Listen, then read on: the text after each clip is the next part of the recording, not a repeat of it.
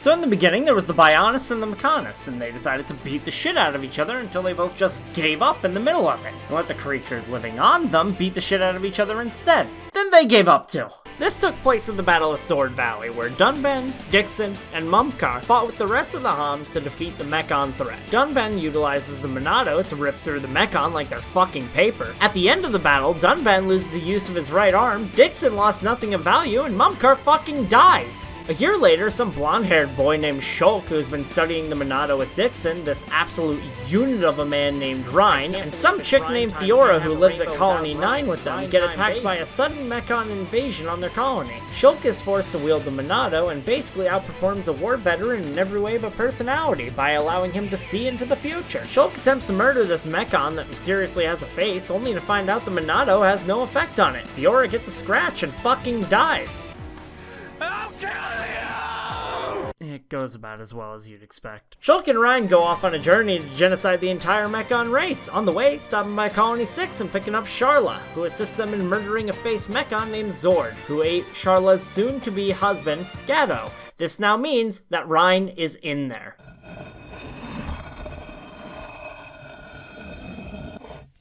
Rhine time, baby! On the same revenge-fueled vengeance as Shulk and Rhine, Sharla joins them in brutally murdering any Mechon they come across. As they exit Colony 6, they are confronted by the face Mechon that attacked Colony 9. Hello, motherfucker.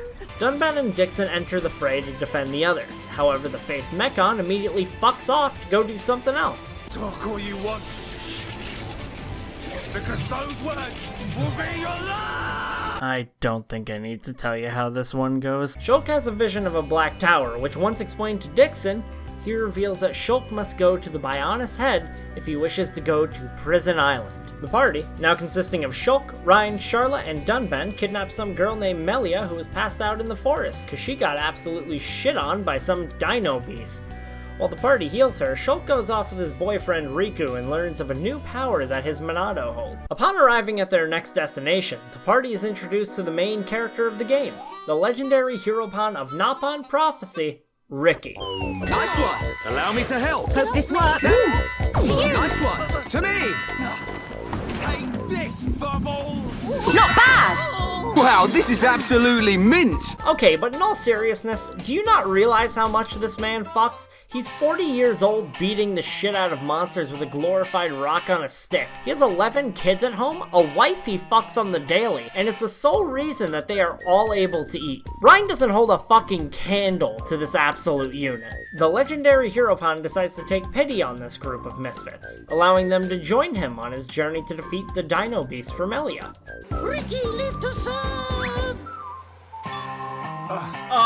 Riki, fuck my wife, please. After Melia gets permission to play with them from her father, they travel up the tower and talk to some Zeus-looking motherfucker named Zanza, who unlocks his Monado in return for setting him free. Shulk can now freely genocide any race he pleases, and starts with attempting to murder one of the face Mechon. You will know the pain and suffering you caused the Emperor and Fiora! Only to be blocked by another which contains the body of his childhood friend Fiora. Dude, my man Shulk gets fucked for like half the story, but it seems she does not remember it. This voice also sounds very different from Fiora's. It is here that we learn the face Mechon actually contain mechanically altered Homs inside of them. He then proceeds to lose his shit chasing after her for the next 10 hours. Fiora! It's me! Shulk! Fiora! With Riku guiding the legendary Hierophant and his sidekicks, they travel all the way to Sword Valley and attempt to storm the base where Fiora is being kept. Before reaching her, they are stopped by the faced Mechon that attacked Colony 9, which is revealed to be Mumkar, who talks some mad shit to Dunban before getting fucking impaled by part of the collapsing building. After this, they all rush in to save Fiora, only to get shit on by the leader of the Mechon army, Egil. Fiora seems to regain some modicum of memories from listening to Shulk, and in an attempt to protect Shulk, destroys a large chunk of the fortress. This causes the party to fall into the ocean below. The group all washes ashore at different parts of the island, Shulk and Fiora conveniently landing next to each other. Shulk then throws consent to the wind to wake the girl, and it seems as if all her memories have come back to her. She talks as if she feels there is another person living inside of her. The The group eventually manages to find each other and make their way to a civilization full of machina. They are all friendly towards the group, and their leader tells Shulk to go murder his son, Egil. As they journey up the Mechonis, it appears they are being watched by yet another faced Mechon. Dun, you okay? Oh, it's nothing. Upon confronting them near the top of the Mechonis, it is revealed to be Gatto. This unfortunately means Rein no longer is in there. But Sharla seems intent on getting Gatto to remember her. All of his shots seem to be purposefully missing her, and finally, after the other person inside Fiora pulls some bullshit, he remembers her and stops the fight. They finally reach the top of the Mechonis, and Shulk gets the electric chair from the Monado and lives. I swear I've seen a hentai like this before. The whole party worried about why only now the Monado is affecting Shulk as it did Dunban. They encounter Egil, and he says he is going to control the Mechonis and wipe out all life on Bionis to avenge the lives of his fallen Machina. He attempts to blow them all away, and this attempt is blocked by Gatto, who sacrifices his life so that they all may live. Now say it with me. This means that Rein is now in there. Rhyme time, baby! After the blast, Riku, Dickson, and Egil's father save the party from falling to their death and fly to the head of the Mechonis, where they finally defeat Egil. As Shulk is about to deliver the killing blow, he has voices in his head telling him to do it, but refuses and states that they can work something out and he will continue to counter the Mechonis' blade again and again until he agrees with him.